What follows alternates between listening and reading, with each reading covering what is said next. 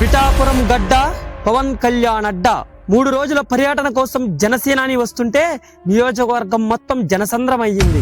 ఇది కేవలం పర్యటన కాదు, పిఠాపురం భవిష్యత్తును మార్చే గమనానికి నాంది. సొంత ప్రజల మధ్య సంక్రాంతి సంబరాలు, పీఠికాపురం మహోత్సవంలో కళాకారులతో అడుగులు వేస్తూ మన సంస్కృతికి పెద్దపీట వేశారు. రాజకీయం అంటే కేవలం ఓట్లు కాదు, ప్రజల గుండె చప్పుడని మరోసారి నిరూపించారు మన డిప్యూటీ సీఎం పవన్ కళ్యాణ్ గారు. మాట ఇస్తే మడమ తిప్పని నైజం.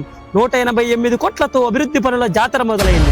కొల్లప్రోలు ఇళ్ల స్థలాల నుంచి మెడికల్ కాలేజీల పనుల దాకా పిఠాపురాన్ని మోడల్ నియోజకవర్గంగా మార్చే బాధ్యత భుజాన్ని వేసుకున్నారు.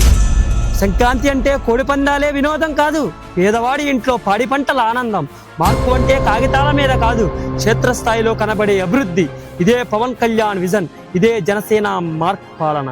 సంక్రాంతి వెలుగుల్లో సేనాని, అభివృద్ధి పథంలో పిఠాపురం. ఇలాంటి మరెన్నో పొలిటికల్ అప్డేట్స్ కోసం ఇప్పుడే మన ఛానల్ని సబ్స్క్రైబ్ చేసుకోండి.